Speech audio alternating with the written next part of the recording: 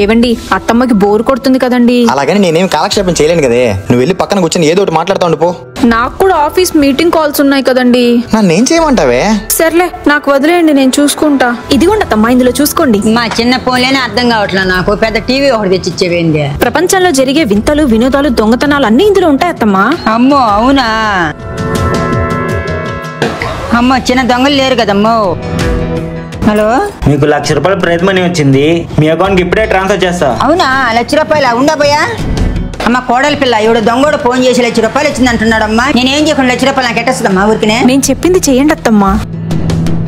Hello, 1,00,000 రూపాయలు ఈ నెంబర్కే ఫోన్ పని చేయయ్యా. లేదు మేడం, ముందు మీరు నాకు 4,000 కట్టాలి. 4,000 కడితే 1,00,000 రూపాయలు వస్తాయా? నా కాళ్ళు లేవమ్మా 4,000. అయ్యో, లేదంటే ఎలా మేడం? ఒక పని చేయండి అయ్యా, నా బంగారు కుదవలో ఉంది, ఒక 6,000 మీరు వేస్తే బంగారు తెచ్చుకొని ఇప్పుడు ఎక్కువ డబ్బులు కుదవ పెట్టి మీ డబ్బులు మీకు ఇచ్చేస్తాను, మా డబ్బులు నాకు ఇచ్చేయండి. సరే అమ్మా, 6,000 మీ నంబర్ కొట్టేస్తాను. నేను ఎందుకు ఫోన్ మీద ఫోన్ కొడతా ఉన్నాడు, వీడికి ఇస్తా. ఏంటమ్మా ఫోన్ ఎత్తట్లేదు? వడ్డీ 2,000 కట్టాలంటయ్యా, వాటి కోసమే లేట్ చేస్తున్నాను. వేయగలవా 2,000? సరే అమ్మా, ఆ 2,000 కూడా మీకు ఫోన్ పే కొట్టేస్తాను. సరే సరే. ఏమ్మా ఎక్కువ డబ్బులకి కుదో పెట్టేశారా? కుదవ పెట్టడం ఏంద్రా, ఒక అరగా ముక్కు పొడ కూడా తీసుకున్నా. అదేంటమ్మా? నీలాంటి దరిద్రులు ఊరంతా ఉంటే జాగ్రత్త పడికి ఏం చేస్తారా సోంబేరుడా? సోంబేరి కాదత్తమ్మా, స్కామర్. ఏదైతే ఏం లే, కోడల పిల్ల ముక్కు పొడకొచ్చింది కదా. మీకు కూడా ఇలాంటి వాళ్ళు తగులుతారేమో, జాగ్రత్త.